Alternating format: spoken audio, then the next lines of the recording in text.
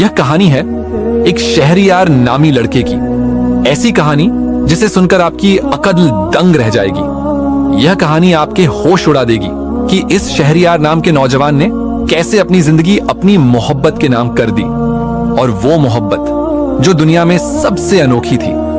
यह किसी इंसान की मोहब्बत नहीं थी, बल्कि यह मोहब्बत किसी दूसरी मखलूक से हुई थी। कहानी की शुरुआत होती है।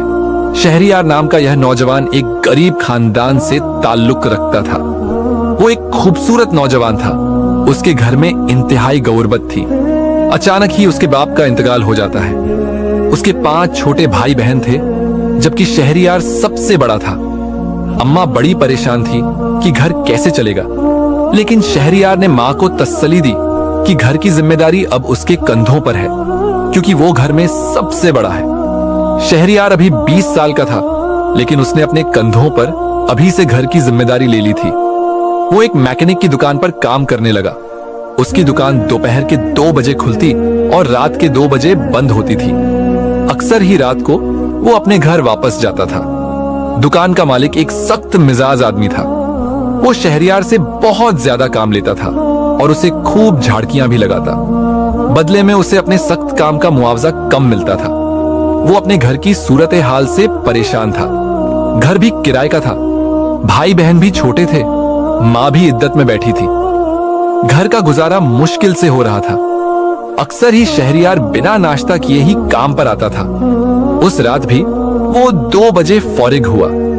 मालिक से इल्तिजा करने लगा कि उसे कुछ एडवांस पैसों की जरूरत है, लेकिन मालिक ने साफ इनकार कर दिया और कहने लगा, अभी पिछले हफ्ते ही तो मैंने तुम्हें 1000 रुपए एडवांस दिए थे। इस हफ्ते वो तुम्हारी तनख्वाह से काट लूंगा। यह सुनकर शहरियार मायूस हो गया था। घर में राशन खत्म हो गया था। घर जाकर अगर माँ के हाथ पर वो चंद पैसे रखता तो वो खुश हो जाती। यही सोचकर उसकी आंखों में आंसू आ गए थे। फिर उस रात वो उदास दिल लिए अपने घर की तरफ जा रहा था। जिस रास्ते से वो गुजर कर जाता था, वो रास्ता बड़ा ही खौफनाक था।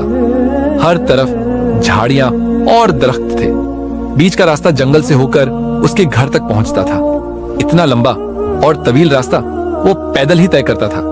थकन से चूर, झुके कंधों से वो चलता जा रहा था। आगे का रास्ता बड़ा ही सुनसान था। यह रास्ता अजीबोगरीब झाड़ियों और दरख्तों से भरा हुआ था। दूर एक वीरान कब्रिस्तान भी था। इस जगह के बारे में मशहूर था कि यहाँ पर जिन्नात का बसेरा है, लेकिन शहरियार को आदत थी। वो हर रोज ही इस रास्ते से गुजरता था और उसे कोई खौफ महसूस न होता। लेकिन आज जैसे ही वो इस रास्ते से गुजरने लगा, अचानक से चंद कदम के फासले पर एक गाड़ी खड़ी हुई दिखाई दी। इतनी वीरान जगह पर आधी रात को नजर आने वाली यह गाड़ी उसे हैरान कर गई थी। वो हैरत अज़दा था कि ये गाड़ी कहां से आई, लेकिन वो चौंक गया जब उसने देखा गाड़ी के साथ एक खूबसूरत लड़की भी खड़ी थी। वो जैसे ही थोड़ा करीब आया तो उस लड़की की खूबसूरती देखकर हैरान रह गया। लंबे लंबे बाल इस कदर हसीन के वो हैरतज़दा रह गया था, और उस लड़की ने न जाने कैसी खुशबू लगा रखी थी। वो खुशबू मसायर कर देने वाली थी। उसकी खुशबू चारों तरफ फैली हुई थी। वो लड़की परेशान दिखाई देती थी, जबकि गाड़ी की हेडलाइट भी रोशन थी। जैसे ही वो उस लड़की के करीब आया, लड़की ने मुड़कर उसकी तरफ देखा। लड़की की बड़ी बड़ी आंखें बहुत खूबसूरत थीं। शहरियार उससे कहने लगा, आप कुछ परेशान दिखाई देती हैं, क्या मैं आपकी मदद कर सकता हूं? तो वो लड़की कहने लगी, जी हां, मेरी गाड़ी खराब हो गई है, और वो भी इस रास्ते पर। इस जगह पर मुझे बहुत खौफ महसूस हो रहा है। यह सुनकर शहरियार फौरन ही कहने लगा, जी मैं एक मैकेनिक हूं और आपकी मदद कर सकता हूं। मैं देखता हूं कि आपकी गाड़ी में क्या मसला है। थोड़ी ही देर बाद शहरियार ने गाड़ी चेक की। शायद गाड़ी के इंजन में कोई मसला था, लेकिन शहरियार ने चंद लम्हों में वह गाड़ी ठीक कर दी थी। लड़की उससे खुश दिखाई देती थी। जैसे ही गाड़ी ठीक हुई, वो लड़की उसका शुक्रिया अदा करने लगी और साथ ही शहरियार से कहने लगी, आपको कहां जाना है? मैं आपको छोड़ देती हूं। शहरियार भी थोड़ा परेशान था और आगे का रास्ता बहुत तवील था। वो उसका शुक्रिया अदा करते हुए गाड़ी में बैठ गया। लड़की के जिस्म से उठने वाली खुशबू उसके हवास को बोझल कर रही थी। साफ जाहिर था कि लड़की किसी अमीर खानदान से ताल्लुक रखती है। लेकिन आधी रात को वो इस जंगल में क्या लेने आई थी, ये एक हैरान कून बात थी। लड़की ने उसे उसकी गली तक छोड़ दिया था। जैसे ही वो गाड़ी से उतरने लगा, अचानक लड़की ने उसे आवाज दी और कहने लगी, तुमने मेरी गाड़ी ठीक की, इसलिए तुम इसका मुआवजा लेते जाओ। यह कहते ही उसने काफी सारे नोट शहरियार की तरफ बढ़ाए। शहरियार ने वो नोट लेने से साफ इनकार कर दिया और कहने लगा, मैंने मुसाफिर समझकर आपकी मदद की, मैं ये पैसे नहीं लूंगा। वो लड़की मुस्कुराकर कहने लगी, तुम्हें इन पैसों की जरूरत है। यह कहते ही उसने जबरदस्ती शहरियार के हाथ में वो पैसे थमा दिए और गाड़ी तेजी से वहां से ले गई। शहरियार दिल में सोचने लगा कि आज उसने मालिक से एडवांस का कहा था, लेकिन उसने इनकार कर दिया था। शायद ये कोई मेहरबान परी थी जो उसकी मदद करने आई थी। उसने वो सारे पैसे माँ के हाथ पर रख दिए थे। माँ ने खुश होकर वो पैसे थाम लिए थे। उन पैसों से उसके घर का राशन आ जाता। फिर 1-2 दिन गुजरे थे जब उसी रास्ते से गुजरते हुए शहरियार को वो तेज खुशबू महसूस हुई। वो हैरान था कि ये खुशबू कहां से आ रही है। अचानक उसे याद आया कि ये खुशबू तो उसी लड़की के वजूद से आ रही थी जो उस रात उसे इसी रास्ते पर मिली थी। लेकिन आज यहाँ कोई भी नहीं था और ये खुशबू बहुत तेज थी। अभी वो कुछ कदम आगे बढ़ा ही था कि अचानक उसे अपने पीछे पायल की छन छन की आवाज सुनाई देने लगी, जैसे कोई लड़की उसके पीछे पीछे आ रही हो। जब वो पलटा तो हैरान रह गया। काले कपड़ों में लिपटी वही लड़की उसके पीछे पीछे चलती आ रही थी। अपने पीछे आती इस लड़की को देखकर वो हैरान था। लड़की मुस्कुराकर उसे देखे जा रही थी, फिर कहने लगी, मैं तुम्हारा ही यहाँ इंतजार कर रही थी। शहरयार ये सुनकर और हैरान रह गया। वो लड़की बहुत खूबसूरत और बहुत अमीर लग रही थी, फिर वो उसका इंतजार क्यों कर रही थी? अब शहरयार खामोशी से उसे देख रहा था। फिर लड़की कहने लगी, तुम मुझे बहुत अच्छे लगे हो, तुम इस दुनिया से बहुत अलग हो, क्या तुम मुझसे दोस्ती करोगे? वैसे भी मुझ पर गमों का पहाड़ टूटा है। शहरयार ये सुनकर और चौंक गया कि इतनी खूबसूरत और अमीर लड़की उससे दोस्ती करना चाहती है। वो तुरंत कहने लगा, क्यों नहीं, अगर आपको मेरे जैसे दोस्त की जरूरत है तो मैं ये दोस्ती करने के लिए तैयार हूं। ये सुनकर लड़की खुश नजर आ रही थी। फिर वो शहरयार से कहने लगी, चलो तुम मेरे साथ चलो, मैं तुम्हें एक नदी के पास ले जाना चाहती हूँ। वो नदी यहाँ से थोड़ी दूर है। ये सुनकर शहरयार थोड़ा घबरा गया था, क्योंकि आधी रात का वक्त था। उसे घर जाने की जल्दी थी।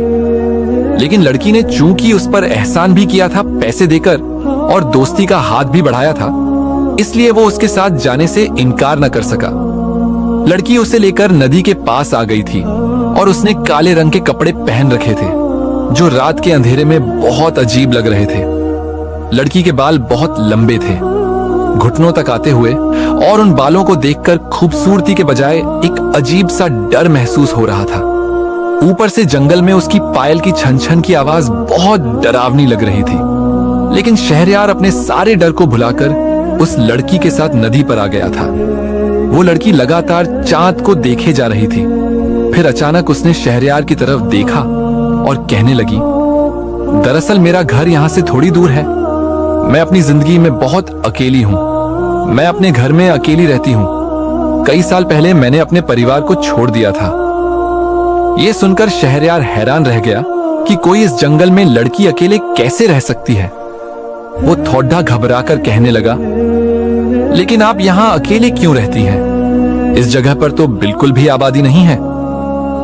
ये सुनकर लड़की अजीब से अंदाज में मुस्कुराई और कहने लगी, मुझे इस जंगल में सुकून मिलता है। यहाँ से थोड़ी ही दूर मेरा घर है, मैं वहीं रहती हूँ। लेकिन मुझे अभी एक दोस्त की जरूरत है। मेरे पास दौलत की कोई कमी नहीं, बस एक दोस्त की कमी है जो तुम्हारी सूरत में पूरी हो गई। उस रात चांद की चमकती चांदनी में वो देर तक शहरयार से बातें करती रही। रात गहराती जा रही थी। अब शहरयार घर जाना चाहता था, इसलिए वो उससे इजाजत लेने लगा। लड़की ने मुस्कुराकर उसे इजाजत दे दी थी, लेकिन जाते जाते अचानक शहरयार पलटा और उससे कहने लगा, तुमने अपना नाम तो बताया ही नहीं, क्या नाम है तुम्हारा? लड़की मुस्कुराकर कहने लगी, मेरा नाम नीलम है। नीलम से मिलकर शहरयार अब अपने घर आ गया था, लेकिन वो रात को अपने बिस्तर पर लेटा तो उसी के बारे में सोचने लगा। फिर ये सोचकर हैरान रह गया कि कोई लड़की भला एक जंगल में कैसे रह सकती है, लेकिन वो लड़की बहुत ही खूबसूरत थी। वो मुस्कुरा रहा था। नीलम उसे अच्छी लगी थी। सोचते सोचते शहरयार गहरी नींद सो गया था, लेकिन उस रात अचानक ही उसके छोटे बहन भाई बुरी तरह चीखने लगे। वो आधी रात को डर कर उठे थे। शहरयार भी उठकर बैठ गया, जबकि उसकी माँ भी डरी हुई लग रही थी। वो अपने बच्चों से पूछ रही थी कि वो क्यों इतना चिल्ला रहे हैं। तभी उसका छोटा भाई कहने लगा, मैंने अभी अभी एक लड़की को देखा है। उसके बाल बहुत लंबे थे और वो बहुत डरावनी लग रही थी। ये सुनकर उसकी माँ हैरान रह गई। शहरयार हंसकर कहने लगा, माँ, उसने कोई डरावना सपना देखा होगा जिसे देखकर ये डर गए हैं। लेकिन उसकी माँ परेशान थी कि उसके सारे बच्चे आज रात क्यों इतना डर गए हैं, किस चीज ने उन्हें इतना भयभीत किया है। फिर अक्सर ही शहरयार नीलम से मुलाकातें करने लगा, लेकिन एक रात जब वो घर आया तो घर में राशन भरा हुआ था। वो अपनी माँ से हैरानी से कहने लगा, इतना राशन कहाँ से आया? मैं तो इतने पैसे नहीं लाता हूँ। उसकी माँ कहने लगी, बेटा, मुझे हर रोज ही तुम्हारे तकिए के नीचे से बहुत सारे पैसे मिलते हैं। वो सारे पैसे मैंने जमा कर लिए थे, उन्हीं से मैंने सारा राशन ले लिया है। ये सुनकर शहरयार हैरान रह गया था, क्योंकि वो कोई भी पैसे अपने तकिए के नीचे नहीं रखता था। तो फिर वो पैसे आए कहां से थे? ये बात हैरान कर देने वाली थी। एक दिन जोरदार बारिश हो रही थी, लेकिन आज भी उसके काम की छुट्टी नहीं थी। बारिश में चूंकि गाड़ियां ज्यादा खराब होती हैं, इसलिए वर्कशॉप पर बहुत ज्यादा भीड़ थी। रात के 2 बजे जब कहीं जाकर मालिक ने उसे छुट्टी दी थी, वो बरसती बारिश में घर जा रहा था। उसी रास्ते से गुजरते हुए अचानक उसकी नजर दरख्त के नीचे खड़ी उस लड़की पर पड़ी थी। वो नीलम ही थी, जो तेज बारिश में भी उसका इंतजार कर रही थी। शहरयार के सारे कपड़े भीग चुके थे और वो बारिश में भीगने की वजह से कांप रहा था। नीलम ने उसे एक छतरी दी और कहने लगी, मैं तुम्हारा ही इंतजार कर रही थी। मुझे पता था कि तुम्हारे पास छतरी नहीं होगी। ये लो, तुम ये ले जाओ। उसने अपनी छतरी शहरयार को दे दी थी। शहरयार उसकी मोहब्बत पर हैरान रह गया, जबकि नीलम खुद बारिश में भीगती रही और शहरयार उसे वहीं छोड़कर घर आ गया। उसकी माँ उसका शिद्दत से इंतजार कर रही थी। फिर उस रात उसकी माँ ने एक अजीब सी बात कही, शहरयार, मुझे अपने घर में कुछ अलग महसूस हो रहा है। ऐसा लगता है जैसे हमारे घर में कोई दूसरा भी रह रहा है। ये सुनकर शहरयार हैरान रह गया था। वो हैरत से माँ से कहने लगा, तुम ऐसा क्यों कह रही हो? तो उसकी माँ कहने लगी, क्योंकि मुझे भी वो लड़की दिखाई दी है। वो बहुत खौफनाक है, उसके बाल बहुत लंबे हैं। कल रात जब मैं आधी नींद में थी तो मैंने उसे हमारे घर के आंगन में चक्कर लगाते देखा था। मुझे लगता है हमें ये घर छोड़ देना चाहिए। ये सुनकर शहरयार कहने लगा, नहीं नहीं, ये सब आपका वहम है। इतने कम किराए में हमें कोई दूसरा घर नहीं मिलेगा। उसके कपड़ों से बहुत तेज खुशबू आ रही थी, जो पूरे घर में फैली हुई थी। अगली रात फिर से नीलम उसी दरख्त के नीचे शहरयार का इंतजार कर रही थी। वो उससे कहने लगी, आज मैं तुम्हें अपने घर लेकर चलूंगी। ये सुनकर शहरयार भी खुश हो गया कि वो नीलम का घर देखने जाएगा। वो एक अमीर लड़की थी, यकीनन उसका घर भी बहुत खूबसूरत होगा। शहरयार उसके घर जाने के लिए तैयार था। अब वो उसके पीछे पीछे जा रहा था। नीलम झाड़ियों और दरख्तों के पास से गुजरते हुए एक अजनबी रास्ते पर जा रही थी। शहरयार का दिल अंदर ही अंदर डूबता जा रहा था, क्योंकि वो जंगल के उस हिस्से की तरफ बढ़ गई थी जहां के बारे में अजीबोगरीब कहानियां मशहूर थीं। धीरे धीरे वो कब्रिस्तान भी करीब आ रहा था, जो हजारों साल पुराना था। उस कब्रिस्तान की खामोशी और सन्नाटे ने शहरयार के दिल में दहशत पैदा कर दी थी। लेकिन नीलम को कोई डर नहीं था। शायद वो इन रास्तों पर आने जाने की आदी थी। शहरयार उसके पीछे चलता हुआ बार बार उससे पूछ रहा था, तुम्हारा घर कहाँ है? लेकिन नीलम कहती जा रही थी, बस थोड़ी ही दूर है।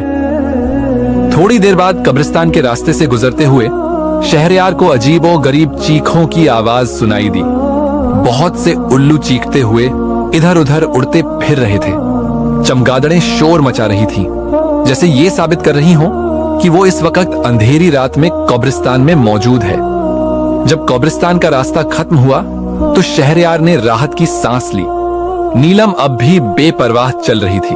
उसके लंबे बाल घुटनों को छू रहे थे। आज उसने सफेद रंग का लिबास पहन रखा था। फिर जैसे ही वो एक जगह पर रुकी, शहरयार उस जगह को देखकर चौंक गया। वो एक खंडहर सा मकान था, बिल्कुल टूटा फूटा, हर तरफ वीरानी और सन्नाटा। उस अंधेरी रात में ये खंडहर देखकर शहरयार के होश उड़ गए।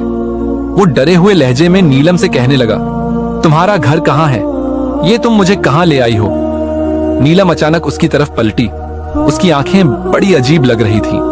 फिर वो कहने लगी, यही खंडहर ही मेरा घर है, मैं यहीं रहती हूँ। अब शहरयार के पांव तले जमीन खिसक गई थी। वो हैरानी से कहने लगा, कोई इस घर में भला कैसे रह सकता है? ये घर नहीं बल्कि एक खंडहर है। तुम यहाँ कैसे रह सकती हो? नीलम ये सुनकर अजीब अंदाज में मुस्कुराई और कहने लगी, मैं यहीं पर रहती हूँ, मेरा ठिकाना यही खंडहर है। मैं इंसानों की बस्ती में गई थी अपने लिए किसी इंसान को तलाशने, और मेरी तलाश अब पूरी हो गई। तुम्हारी सूरत में मुझे एक खूबसूरत इंसान का साथ मिल गया। मैं तुमसे मोहब्बत करती हूँ शहरयार, क्या तुम मेरा साथ स्वीकार करते हो? शहरयार हैरानी से कहने लगा, मैंने तुमसे पहले ही दोस्ती के लिए हाँ कह दी थी, लेकिन तुम इस जगह को छोड़कर मेरे घर चलो। यहाँ अकेली तुम कैसे रह सकती हो? वो उसे समझाने की कोशिश कर रहा था। नीलम सर झुकाकर कहने लगी, नहीं नहीं, मैं इस जगह को छोड़कर कहीं नहीं जा सकती। ये खंडहर ही मेरा ठिकाना है। बस तुम मुझे ऐसे ही अपना लो। अगर मैं तुम्हारे घर में रही तो मेरा राज सबको मालूम हो जाएगा, और मैं अपना राज किसी के सामने लाना नहीं चाहती। यह सुनकर शहरयार हैरान रह गया था। वह हैरत से कहने लगा, कैसा राज? नीलम ने उसकी तरफ देखा, फिर कहने लगी, वक्त आने पर मैं तुम्हें बता दूंगी, बस तुम मुझसे दोस्ती करने के लिए तैयार हो। जैसे ही नीलम ने अपना हाथ शहरयार की तरफ बढ़ाया, शहरयार ने उसका हाथ थामना चाहा, लेकिन उसके पूरे वजूद को एक झटका सा लगा। नीलम का हाथ बहुत ही डरावना था, बिल्कुल काला, और उस पर काले काले बाल थे। वह डर भरे लहजे में नीलम से कहने लगा, ये तुम्हारा हाथ इतना काला क्यों है? देखते ही देखते नीलम का पूरा शरीर बालों से ढक गया था। धीरे धीरे उसका पूरा वजूद काला पड़ता जा रहा था, लेकिन उसका चेहरा अब भी हसीन था। तभी आसमान पर बादल गरजे और उसके सामने एक काली बदली आई। चांद की रोशनी अंधेरे में बदल गई।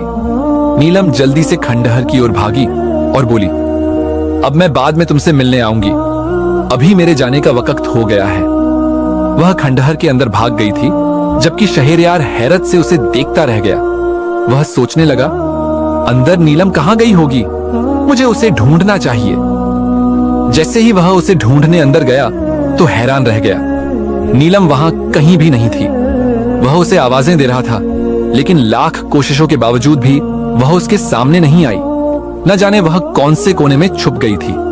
फिर शहरयार मायूस होकर घर चला आया, लेकिन उसे हैरानी तब हुई जब घर में धीरे धीरे बदलाव आने लगा। घर में राशन भर गया था। उसके छोटे भाई बहन स्कूल जाने लगे थे। अब वे अच्छे कपड़े पहनते थे, और उसकी माँ भी बहुत खुशमिजाजी से हर काम संभाल रही थी। अपने घर में यह बदलाव देखकर वह हैरत से अपनी माँ से कहने लगा, आखिर घर में इतनी तब्दीली कैसे आ रही है? उसकी माँ रहस्यमय अंदाज में कहने लगी, जो कुछ भी हो रहा है बहुत अच्छा हो रहा है। क्या तुम नहीं जानते, हर रोज जब तुम सुबह काम पर चले जाते हो, मैं तुम्हारा बिस्तर उठाती हूँ तो उसके नीचे से मुझे हजारों रुपए मिलते हैं। अब हमारे हालात बहुत बदल गए हैं। लगता है खुदा ने हमारा हाथ थाम लिया है। शहरयार ये सुनकर दंग रह गया था। उसे अपने घर की तब्दीली अच्छी तो लग रही थी, लेकिन वह हैरान था कि आखिर ये सब हो क्या रहा है। पहले उसके भाई बहन डरते थे और कहते थे कि इस घर में एक लड़की का साया है। कभी कभी वो उसकी माँ के सामने भी आ जाती थी, लेकिन अब वे डरते नहीं थे। बल्कि बहुत खुश नजर आते थे। दिन ब दिन शहरयार के हालात बदलते जा रहे थे। फिर कई दिन गुजर गए। नीलम उससे मिलने नहीं आई, लेकिन अब शहरयार उसे मिलने को बेताब था। आखिरकार उसकी ये बेचैनी इतनी बढ़ गई कि वह उसे तलाश करने के लिए उसी खंडहर में चला आया। आधी रात का समय था। हर तरफ वीरानी और सन्नाटा छाया हुआ था। हालांकि कब्रिस्तान के पास से गुजरते हुए उसे बहुत डर लगा था, लेकिन नीलम से मिलने की चाहत में उसने अपने डर को पीछे छोड़ दिया था। वह खंडहर में खड़ा होकर नीलम को आवाजें दे रहा था। कहां चली गई हो तुम नीलम? देखो, तुमने मुझसे दोस्ती की और उसे अधूरा छोड़ दिया। मैं तुमसे मिलने आया हूं, तुम्हारा दोस्त शहरयार। अचानक ही खंडहर के अंदर से एक आवाज आई। वापस चले जाओ शहरयार, मैं तुम्हारे सामने नहीं आ सकती, क्योंकि मेरा एक ऐसा राज है, अगर तुम्हें पता चल गया तो तुम मुझसे नफरत करने लगोगे। यह सुनकर शहरयार हैरान रह गया था। वह कहने लगा, कैसा राज? मुझे बताओ। मैं तुमसे वादा करता हूं, तुम जो कुछ भी बताओगी, मैं हरगिज तुमसे नफरत नहीं करूंगा। थोड़ी ही देर बाद उसे अपने पीछे पायल की छन छन की आवाज सुनाई दी, और वही खास खुशबू जो नीलम के साथ आती थी। वह समझ गया कि नीलम उसके पीछे है। जैसे ही वह पलटा, नीलम उसके सामने खड़ी थी। आज उसने लाल रंग का जोड़ा पहन रखा था। फिर वह शहरयार से कहने लगी, अगर तुम सच्चे हो तो आज मैं लाल रंग का जोड़ा पहनकर आई हूं। चलो मंदिर में चलकर मुझसे शादी कर लो। यह सुनकर शहरयार हैरान रह गया। वह नीलम से कहने लगा, मंदिर में मैं कैसे जा सकता हूं? मैं एक मुसलमान हूं। नीलम यह सुनकर अजीब से अंदाज में मुस्कुराई और कहने लगी, नहीं, मैं मुसलमान नहीं हूं। क्या तुम मुझसे शादी करने के लिए तैयार हो? शहरयार कहने लगा, हाँ, मैं तुमसे जरूर शादी करूंगा, लेकिन तुम मेरे साथ मस्जिद में चलो। यह सुनकर नीलम कहने लगी, हरगिज नहीं, मैं वहां नहीं जाऊंगी, बल्कि मैं तुम्हें अपने साथ मंदिर ले जाकर वहां शादी करना चाहती हूं। अब नीलम जिद में आकर उसे अपने साथ ले जाने लगी। दोनों मंदिर के बाहर खड़े थे। जैसे ही शहरयार अंदर जाने लगा, नीलम ने उसे रोक दिया और कहने लगी, वहां जाने से पहले और मुझसे शादी करने से पहले तुम मेरे बारे में सब कुछ जान लो, मेरी सच्चाई। शहरयार हैरत से कहने लगा, कैसी सच्चाई? नीलम ने अजीब से अंदाज में उसकी ओर देखा। अचानक ही उसका रूप बदल गया था। वह एक खूबसूरत लड़की से एक बहुत ही डरावनी शय में तब्दील हो गई थी। वह अब कोई लड़की नहीं थी, बल्कि एक भयानक जिन्न की तरह लग रही थी। शहरयार हैरान परेशान उसकी तरफ देखता रह गया। नीलम, ये तुम्हें क्या हो रहा है? शहरयार उसे पूछे बिना रह नहीं सका। वो डरावनी आवाज में कहने लगी, यही सच्चाई मैं तुम्हें बताना चाहती हूँ शहरयार। दरअसल मैं कोई इंसानी लड़की नहीं, बल्कि एक जिनजादी हूँ। मैं एक इंसान से मोहब्बत कर बैठी थी। मैं तुम पर आशिक हो गई थी, तुम्हारी खूबसूरती की वजह से। क्या तुम अब भी मुझसे शादी करना चाहते हो? ये सुनकर शहरयार के होश उड़ गए थे। वो नीलम का डरावना रूप देखकर वहां से भागने लगा। नीलम उसके पीछे पीछे थी, लेकिन शहरयार रुकने का नाम नहीं ले रहा था। अचानक ही उसका सांस फूलने लगा। उसे ऐसा लग रहा था जैसे वो बेहोश होकर गिर जाएगा। वो समझ चुका था कि नीलम एक जिनजादी है, और ये हकीकत जानने के बाद वो हद से ज्यादा डर गया था। आखिरकार वो किसी तरह अपने घर पहुंच गया। कई रातों तक उसे नींद नहीं आई, बल्कि उसे तेज बुखार हो गया था। अब वो काम पर जाने से भी घबराने लगा था। फिर एक रात जब वो सो रहा था, अचानक उसे अपने कानों में नीलम की आवाज सुनाई दी। जैसे ही उसने आंखें खोली, वो डरावने रूप में उसके सामने खड़ी थी। फिर वो नरमी से कहने लगी, मैं तुम्हें डराना नहीं चाहती, बल्कि उस खंडहर का राज बताने आई हूं। वहां खंडहर के एक कमरे में एक खजाना दफन है, वो तुम हासिल कर लेना। मैं तुम्हें उसका पता बताने आई हूं। उसे पाकर तुम्हारी जिंदगी बदल जाएगी, तुम खुशहाल जीवन जी सकोगे। बस मैं यही कहने आई थी, तुम हमेशा खुश रहो। मैं अब कभी तुम्हारे सामने नहीं आऊंगी। नीलम के चेहरे पर उदासी थी। शहरयार हैरानी से उसे देखता रहा, और फिर वो उसके सामने से गायब हो गई। शहरयार ने जब उस खंडहर में जाकर देखा, तो सचमुच वहां एक खजाना दफन था। नीलम, जो एक जिनजादी थी, उसकी मदद करने आई थी। अचानक ही उसकी किस्मत बदल गई थी। अब शहरयार उसे हर जगह तलाश करता, लेकिन वो कहीं भी नजर नहीं आती थी। शायद वो अपनी दुनिया में वापस चली गई थी, उसी दुनिया में जो जिन्नातों की होती है। लेकिन शहरयार की किस्मत बदल गई थी, क्योंकि एक जिनजादी उस पर आशिक होकर इस दुनिया को छोड़कर अपनी दुनिया में लौट गई थी।